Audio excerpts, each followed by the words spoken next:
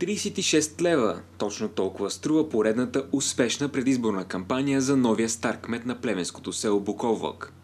Той движи с плакат, той няма нужда от плакат, защото е обикаля нон-стоп. Като шериф, той не е като шериф. Просто умее да се държи. С бандитите става просто може да се оправи. 3500 от близо 5000 жители на Буковлък са роми. Престъпност на практика няма, а за всички е ясно, че тук се управлява с твърда ръка. Бели са от различни такива случаи. Като полицаи на времето, от други места, тук с порезни рани от един нож, тук от други неща. Такива цели, аз съм така. Работата изисква жертви. Няма българи, няма цигани, няма македонци. Който си е виновен, той се отнася необходимото. В този момент автомобил зад нас прекъсва интервюто. За векове, за години, за хиляди години да е жив и здрав, наблюдавани бръмчи по улиците, да не се бият, да не се карат. Като се карат него, като се бият, не викат полицията, викат него. Страхуват ли се хората в Буковлък от теб? Не, за страх не става дума, още не говорим за страх, става по-за уважение и за респект. И аз не съм мечка да ги плаша. Всичко в рамките на закона. Нищо друго. Цялата страна е наоколо всички села, хаос и анархията господства. Къде са държавните институции на фона на този хаос? Ами ще ви кажа. За гъби.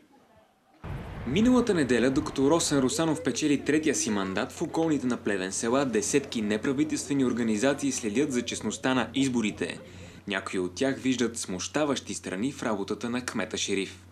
В момента ние работиме с 20 наблюдатели за двата тура на изборите. Той е достатъчно ангажиран, достатъчно отговорен към тях и в същото време те се страхуват. За кого ще гласуват? Естествено, че за Росен. А за кого ще гласувате? За кмет на общината? А за когото каже Росен. Баща ми, майка ми, целия ми род, абсолютно цялата улица Страцин гласувала за него. А за президентските избори за кого ще гласуват? Не мога ви кажа още сега. И не разбирам това, кмете, не разбирам от политиката. Затова наблюдателите виждат контролиран вод в Буковлък. Хем искат, хем не смеят да е друго. Защото те прекрасно знаят, че в момента, в който той престане да е кмет, ще се върне да бъде полицай там. И какво по-ясно от контролиран вод? Раздава ли шамари кмет? Понякога, когато има за какво, но обаче той се гали, разбираш. И специално и за мен така ми прави. Той ма гали в момента. Не.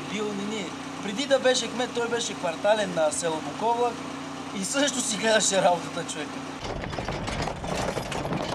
Значи много са прости работи. Баба ти Иванка, Драганка, които живеят по селата, възрастни хора, защото Буковлък са 5000 души, не ги интересува организираната престъпност. Не интересува, като се буди сутрин, кокошките да са в двора, а не да треперят остатъки и нощем да се заключват и да спят заедно с агнетата в една стая, да не ги откранат и така нататък. Това Буковлък го няма.